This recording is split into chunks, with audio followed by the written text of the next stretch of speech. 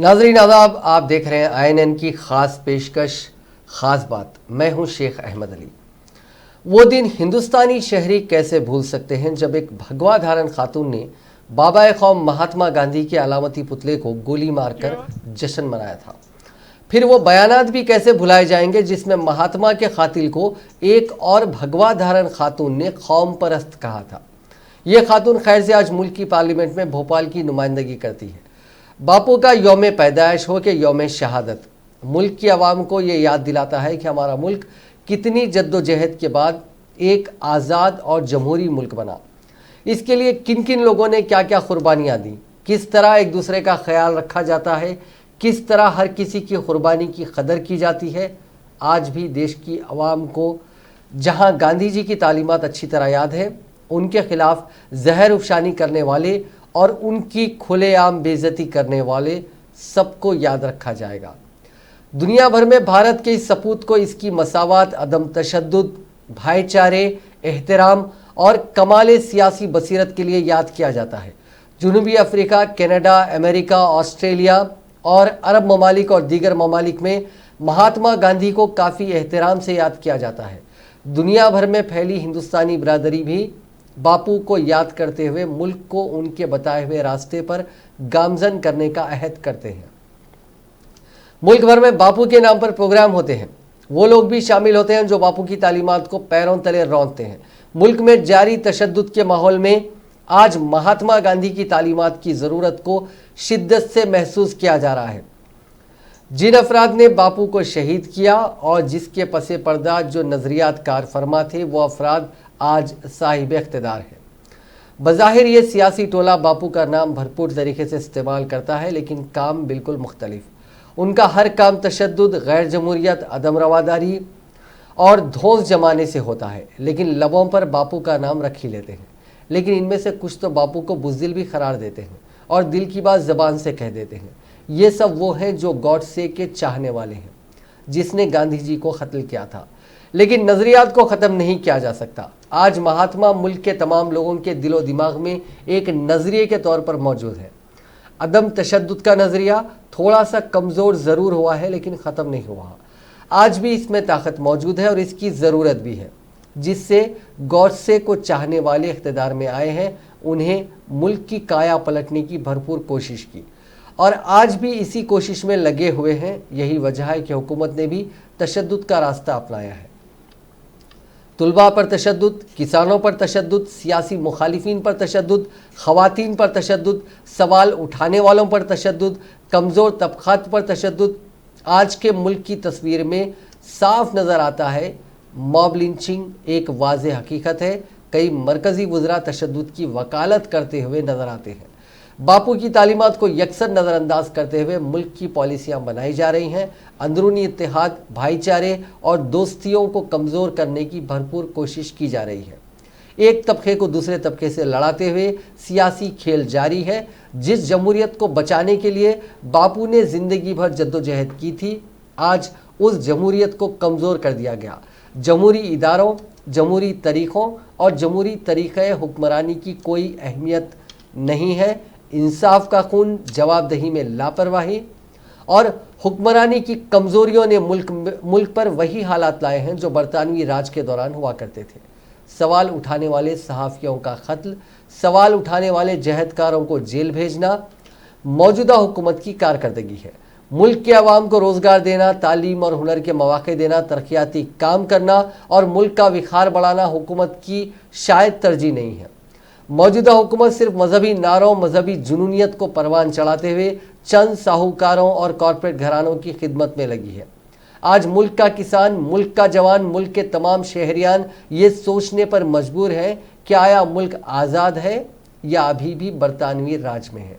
लेकिन जमहूरियत ही इंसानों की बकाए बाहम की ज़मानत है। अक्सरियत ये चाहती है कि मुल्क में अमन हो, शांति हो। गॉडसे के चाहने वाले चाहे जितनी ही कोशिश कर लें, गांधी के मानने वाले हिम्मत नहीं हारेंगे।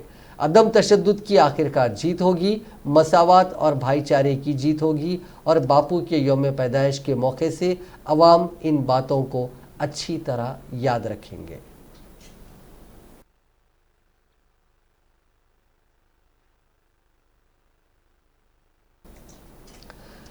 सदर जमहूरिया रामनाथ कोविंद ने जुमे के रोज गांधी जी की 151वीं सालगिरह के मौके पर उनकी समाधि राजघाट पर गुलहाय अकीदत पेश किए। इस मौके पर सदर जमहूरिया ने गांधी जी को याद करते हुए ट्वीट किया, जिसमें उनकी ज़िंदगी और इंसानी बहबूद की खातिर की गई उनकी शराकतदारी का जिक्र किया।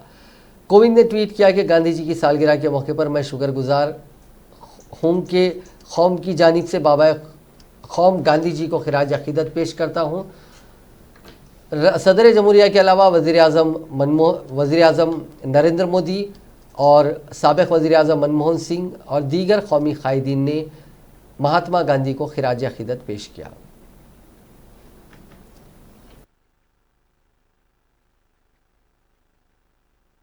कर रहे हैं।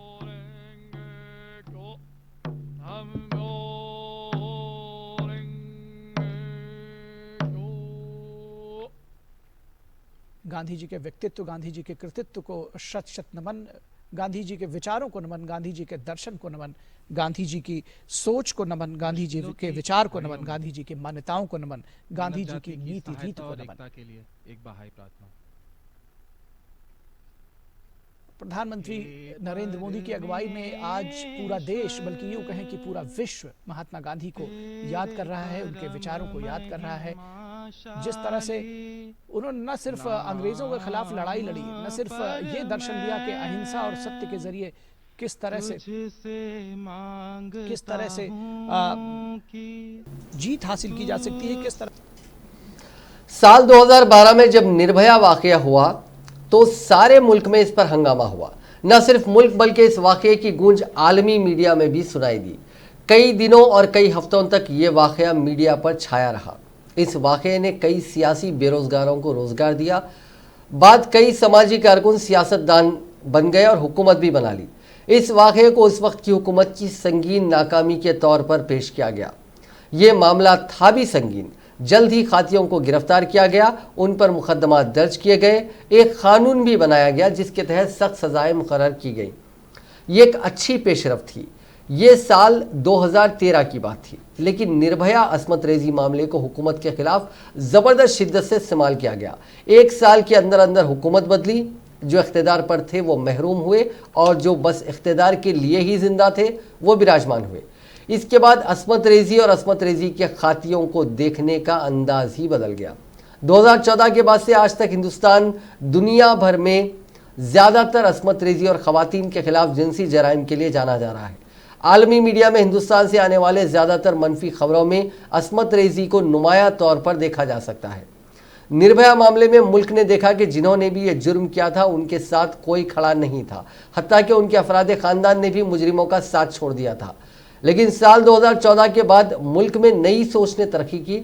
ये सोच है मुतासिरा को बदनाम करने की सोच। मुतासिरा को बदनाम करने से आगे बढ़ते हुए मुतासिरा खवातीन को डराने धमकाने और कत्ल तक पेशरफ्त हो चुकी है। जब मुल्क ये सोच रहा था कि निर्भया वाकया अब तक का सबसे खूनी वाकया है, मुल्क के तौलो अर्ज में जिनसी इस्तेसाल के ऐसे ऐसे वाकयात पेश आए कि जिनकी मिसाल नहीं मिलती। दिलचस्प बात यह है कि इन वाकयात में अक्सर या तो हुक्मरान बीजेपी के अरकान मुलविस होते हैं या मजहबी चोला ओढ़ने वाले बाबा। कई बाबा अब जेल की सलाखों के पीछे पहुंच चुके हैं, ताहम सियासी खिलाड़ी इस जुर्म से बचते आ रहे हैं। कठुआ अस्मत रेजी, उन्नाव रेप मामला, महाराष्ट्र में कई वाकयात, मध्य प्रदेश में अस्मत रेजिया, उत्तर प्रदेश के कुलदीप सिंह सेंगर का मामला और ताज़ा तौर पर हथरास का मामला, ये चंद वो मामलात हैं जिनकी रिपोर्ट लिखाई गई, वरना जो बिना रिपोर्ट के हैं उनकी तादाद और भी ज़्यादा है। एक तरफ हुकूमत का नारा है कि बेटी बचाओ और कई मामलात में बीजेपी अपने ही लीडरों को बचाने में नजर आती है जो अस्मत रेजी के मुल्जिम है। कुलदीप सिंह सेंगर का मामला खुली मिसाल है। निर्भया और आज के अस्मत रेजी मामलात में ये वाज़ेह फ़र्क है कि आज बीजेपी हमेशा जिनसी इस्तेसाल करने वाले दरिंदों के साथ खड़ी नजर आती है। साबिक़ मरकजी वजीर और स्वामी चिन्मयानंद की जानिब से एक नौजवान लड़की की जिनसे इस्तेसाल और वायरल वीडियो मुल्क की आवाम ने देखा, लेकिन बीजेपी की ज़बरदस्त तायद के बाद वो जेल से रिहा भी हो गए। खुद को स्वामी कहने वाले और बाबा टाइप लोग एक के बाद एक जिनसी इस्तेसाल के मामले में सामने आते गए। इस पूरे मंजरनामे में दलित और कमज़ोर तबक़ात से ताल्लुक़ रखने वाली ख़वातीन सबसे ज़्यादा मुतासिर हुई।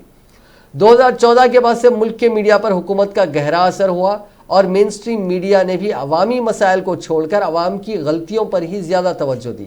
आज भी जब जिनसी इस्तेहसाल के मामले में खवातीन का कत्ल हो रहा है, मीडिया हुकूमत के ही गुनगाने में मसरूफ़ है। सबसे अहम बात यह है कि जिनसी इस्तेहसाल और अस्मत रेजी के मामलात को देखने के लिए मुल्क की आवाम, सियासतदानों और पॉलिसी साजों के पास अलग अलग आईने और पैमाने हैं। ना ही निर्भया सबसे खतरनाक वाकया था और ना ही उसके बाद वाले वाकयात कुछ कम थे। इससे पहले भी ताकत रखने वालों की जानिब से अस्मत रेजी को एक हथियार के तौर पर इस्तेमाल किया जाता रहा है। आसाम, कश्मीर, हरियाणा, पंजाब और उत्तर प्रदेश के अलावा मगरबी बंगाल में ये कोई अनोखी बात नहीं है। लेकिन बात यह है कि अस्मत रेजी के मुतासरीन को देखने के लिए पैमाने एक करना ज़रूरी है। फिर आज अवाम को सोचना होगा कि जिस निर्भया के नाम पर मुल्क भर की आवाम के जज्बात को अपने सियासी मकासद के लिए इस्तेमाल किया गया, इख्तिदार पर आने के बाद बीजेपी खातियों के साथ क्यों खड़ी नजर आती है। हथरास में जो हो रहा है वो मुल्क देख रहा है और मुल्क की आवाम खामोश नहीं है। हाथरस गैंगरेप केस में दिल्ली से लेकर मुतासरा लड़की के गांव तक हंगामा और सियासत जारी है। हाथरस डीएम प्रवीण कुमार, एसपी विक्रांत वीर और एक और इंस्पेक्टर को सस्पेंड किया गया है और इस केस से जुड़े सभी पुलिस मुलाजमीन और मुतासरा खानदान का नार्को टेस्ट होने की खबर है। इससे पहले दिल्ली के वाल्मीकि मंदिर में मुतासिर के लिए एक प्रार्थना सभा की गई। इस बीच इस वाक़े के खिलाफ में जंतर मंतर पर भी मुजाहरा किया गया। यहाँ दिल्ली के वज़ीर आला अरविंद केजरीवाल भी पहुंचे। उन्होंने कहा कि खातियों को जल्द फांसी हो। इस मुद्दे पर कोई सियासत नहीं होनी चाहिए। यूपी, मध्य प्रदेश, राजस्थान, मुंबई या दिल्ली में ऐसे वाक़यात नहीं होने चाहिए। मुल्क में रेप के वाक़यात ही नहीं होने चाहिए।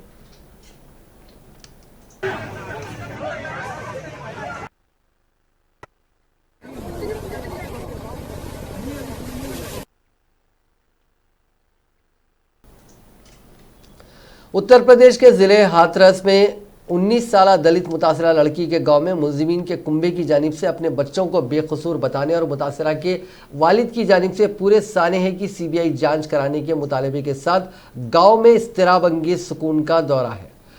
गांव को आर्जी किले में तब्दील कर दिया गया है। बशमुल गांव बाशिंदों के किसी को भी मुतासरा के कुंबे से मिलने की इजाज़त नहीं है। जुमे को पुलिस ने बोलगढ़ी गांव के नज़दीक गांव में मुतअद्दिद अफराद को तलाश करके हिरासत में लिया, जो मुतासरा के गांव में दाखिल होने की कोशिश कर रहे थे। मुतासरा के वालिद ने इल्ज़ाम लगाया कि ज़िले इंतज़ामिया उन पर मीडिया को दिए गए बयान को तब्दील करने का दबाव डाल रहा है। उन्होंने ज़िले इंतज़ामिया पर सख्त नतायज झेलने की धमकी देने का भी इल्ज़ाम लगाया।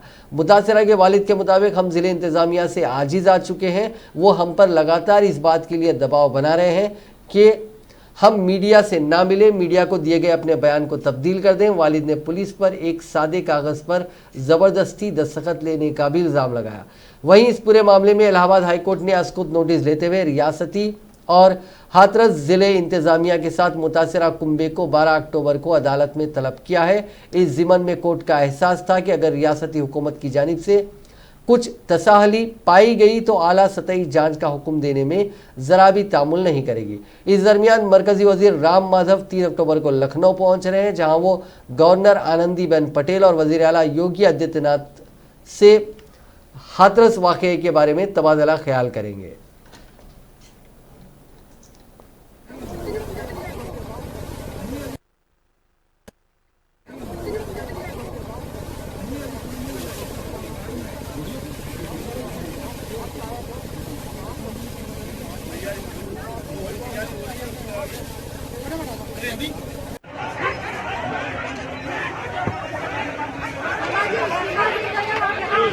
मैडम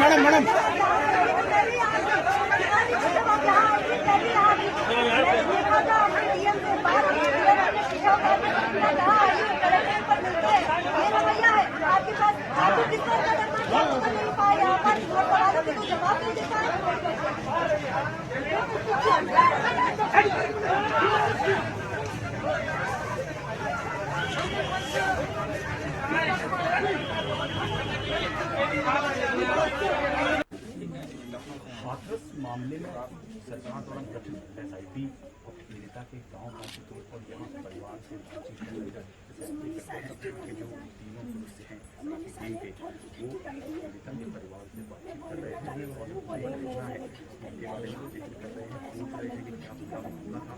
लगातार एसएसपी बनने के बाद में पिछले कुछ समय से लगातार उसके बाद परिवार के पास पहुंची एसआईटी टीम उसके लिए हर पहलू हर जो है। यूपी के हाथरस में गैंगरेप को लेकर सियासत तेज हो गई है। कांग्रेस कायद राहुल गांधी और प्रियंका गांधी ने हाथरस जाने की कोशिश की, लेकिन पुलिस ने उन्हें रोक दिया। धक्का मुक्की भी हुई। कांग्रेस का इल्जाम है कि यूपी में कानून और जो नज़्म ज़ब्त है वो चरमरा गई है। जब हुकूमत की ही रिपोर्ट देखते हैं तो पता चलता है कि हालात बिगड़ते ही जा रहे हैं। ख़वातीन के साथ होने वाले मजालिम में उत्तर प्रदेश दीगर रियासतों से काफ़ी आगे है। एनसीआरबी यानी नेशनल क्राइम रिकॉर्ड्स ब्यूरो की क्राइम्स इन इंडिया 2019 रिपोर्ट बतलाती है कि ख़वातीन के खिलाफ होने वाले जराइम 2018 से 2019 में 7.3% बढ़ गए हैं। 2019 में ख़वातीन के खिलाफ जो जुर्म हुए थे वो 4,05,861 ऐसे मामला दर्ज।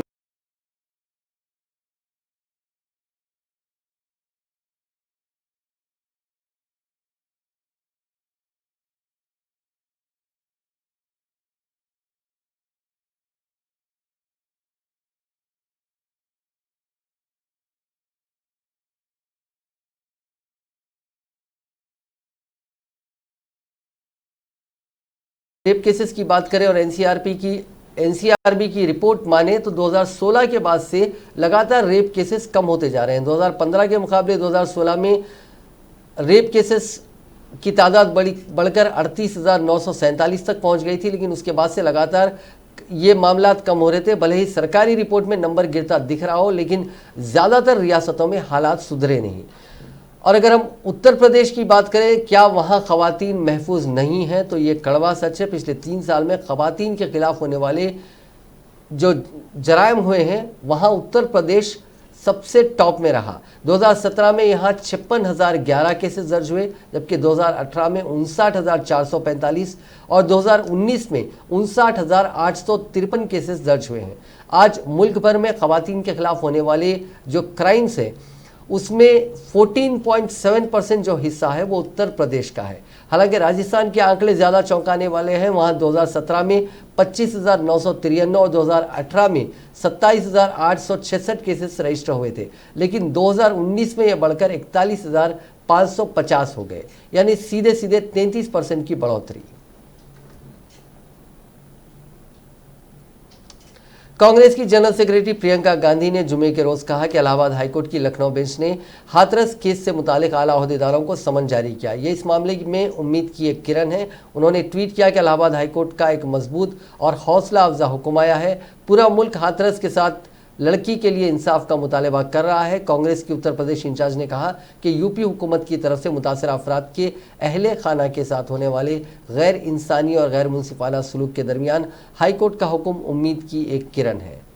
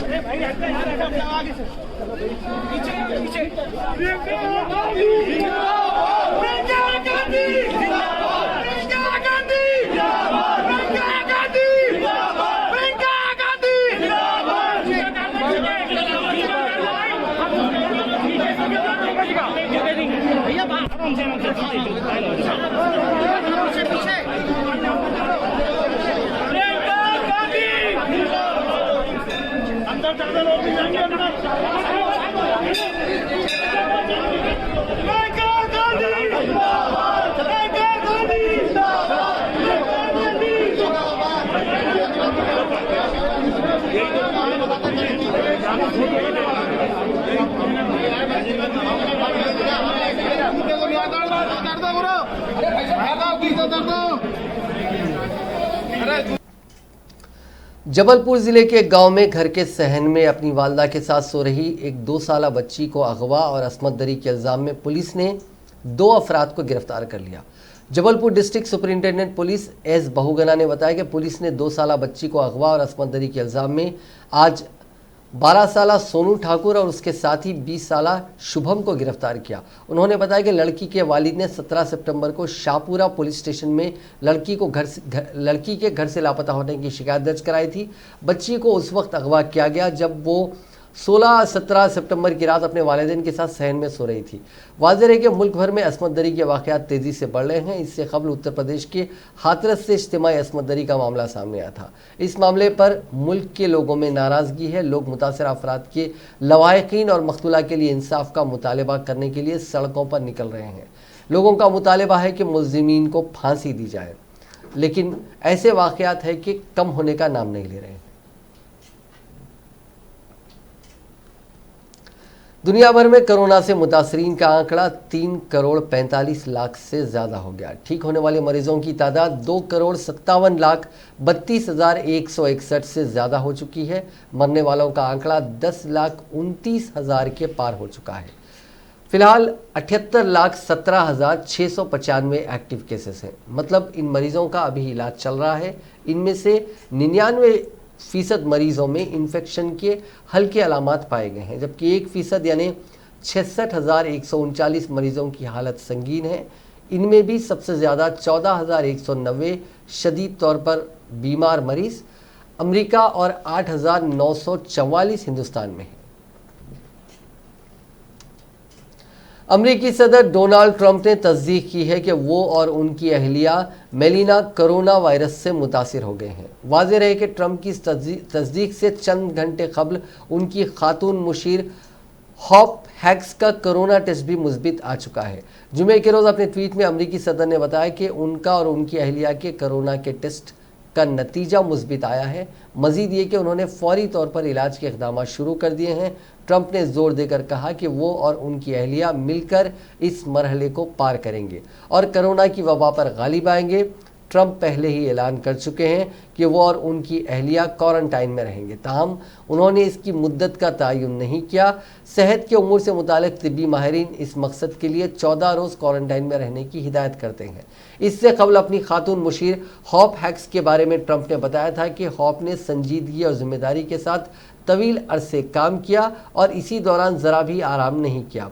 उनके कोविड-19 में मुब्तला होने की तस्दीक हो चुकी है। यकीनन यह हौलनाक बात है। याद रहे कि एक जिम्मेदार जरिए ने बताया कि व्हाइट हाउस में ट्रंप की मुशीर हॉप हैक्स कोरोना वायरस से मुतासिर हो गई हैं।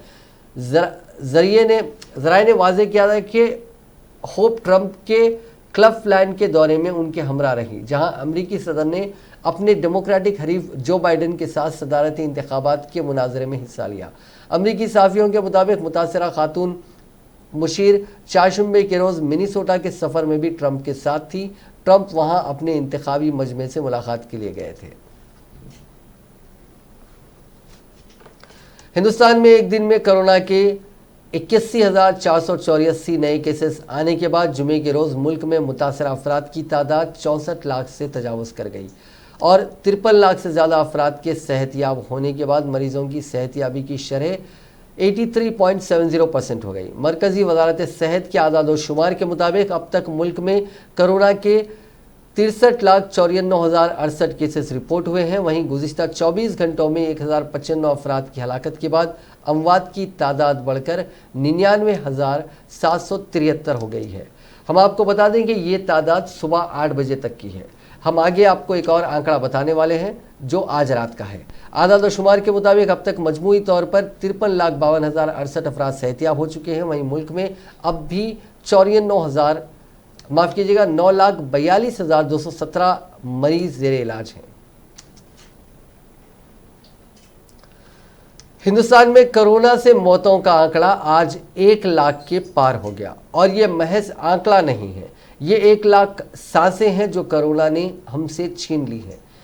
एक ऐसा आंकड़ा जिसे मुल्क आगे बढ़ता नहीं देखना चाहता, फिर भी ये बढ़ रहा है और ये बीते 204 दिन से लगातार बढ़ता ही जा रहा है। मुल्क में बैरून मुल्क के रास्ते कोरोना का पहला मामला 30 जनवरी को आया था। तब से 31 मई यानी लॉकडाउन के आखिरी दिन तक यानी 122 दिनों में कोरोना के 1,82,000 मामले सामने आए और 5,405 मौतें हुई। 1 जून से अनलॉक लागू हुआ और अगले 123 दिन यानी आज 2 अक्टूबर तक कोरोना के 61,34,000 नए मामले सामने आए और 95,000 मौतें जुड़ गईं। आंकड़े बताते हैं कि जब तक मुल्क में लॉकडाउन था हर दिन केसेस और अमवात के आंकड़े कुछ हद तक काबू में थे। अनलॉक में लापरवाही बरती गई। टीका आने तक यानी वैक्सीन आने तक हमने मास्क को ही वैक्सीन नहीं माना, कहीं डिस्टेंसिंग नहीं हुई, कहीं कॉन्टैक्ट टेस्टिंग नहीं हुई। इससे बीते 31 दिनों में मौतों का आंकड़ा बढ़कर 1 लाख को पार कर गया। यानी अनलॉक के बाद 1800% 1800% तेजी से बढ़ी मौतें। अलग अलग रियासतों में तेजी से बढ़ते केसेस के मद्देनजर वजीर आजम नरेंद्र मोदी की अपील पर 22 मार्च को जनता कर्फ्यू लगाया गया। इसके ठीक 2 दिन बाद यानी 25 मार्च को मुल्क में टोटल लॉकडाउन लगा दिया गया। 68 दिन का लॉकडाउन 31 मई को खत्म हुआ। अगर सिर्फ 31 मई के आंकड़े पर नजर डालें तो 24 घंटे में मुल्क भर में 8,380 पॉजिटिव केसेस आए थे। एक दिन में मौत का आंकड़ा 193 था। अब हर दिन कोरोना से 1,000 से ज्यादा मौतें हो रही हैं। 12 मार्च से मुल्क में कोरोना से पहली मौत हुई थी। 31 मार्च तक मुल्क में कुल मौतों की तादाद 47 थी। मौतों के आंकड़े में सबसे ज्यादा तेजी जुलाई, अगस्त और सितंबर में देखी गई। सितंबर में सबसे ज्यादा 34,565 अमवात हुई। 1 लाख मौतों में इनका परसेंटेज 34.5% रहा। यानी पिछले 1 महीने में जितने अब तक अमवात हुई उसके करीब 35% लोग सिर्फ सितंबर में मरे। रियासतों में मौतों के आंकड़े की बात करें तो सबसे ज्यादा 1 लाख में से 37% मौतें अकेले महाराष्ट्र में हुई। यहाँ 1 लाख में से मौतों का जो आंकड़ा है वो 37,056 है। इसके बाद तमिलनाडु की बारी आती है, उसके बाद है दिल्ली।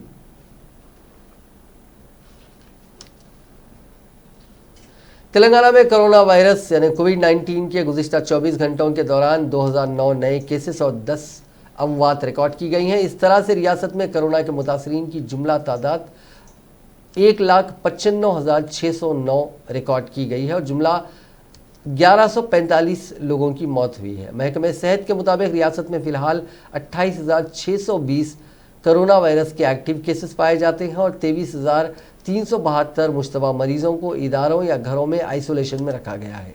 2009 नए केसेस में ग्रेटर हैदराबाद के 293, मेडचल मलकाजगिरी के 173, रंगारेड्डी के 171, करीमनगर में 114, नलगुंडा खम्मम में 104, आदिलाबाद में 18, नलगुंडा में 109, भद्रादरी कोत्तागुडम में 77, ऐसे ही बाकी केसेस दीगर अजला से हैं। कांग्रेस सदर सोनिया गांधी ने बिहार असेंबली इंतखाब के लिए पार्टी की तशहीरी मुहिम का आगाज करते हुए भारतीय जनता पार्टी का नाम लिए बगैर इस पर जज्बात, भरम और खौफ की तिजारत करके हुकूमत करने का इल्ज़ाम लगाया और कहा कि महात्मा गांधी के सच, अदम तशद्दुद और सत्याग्रह के रास्ते पर चलते हुए हम सबको मुत्तहिद होकर इसके खिलाफ लड़ना होगा। सोनिया गांधी ने जुमे को बाबा कौम महात्मा गांधी की 151वीं जयंती के मौके पर मगरबी चंपारण में उनके आदमकद मुजस्समे की नकाबकुशाई और गांधी चैतन्य रैली को ऑनलाइन के तवज्जो से खिताब करते हुए कहा कि मुल्क में कुछ लोग जज्बात, भरम और खौफ की तिजारत करके हुकूमत चला रहे हैं। से प्रभावित होकर गुरुदेव रविंद्रनाथ टैगोर ने उन्हें महात्मा की उपाधि दी थी और गांधी जी मानव से महामानव बनकर न सिर्फ भारत बल्कि विश्व का मार्गदर्शन करने लगे। बिहार की नाज़रीन, आज की खास बात में बस इतना ही। आपसे कल मुलाकात होगी नई खबरों के साथ, नए एनालिसिस के साथ। फिलहाल दीजिए इजाज़त। खुदा हाफिज़।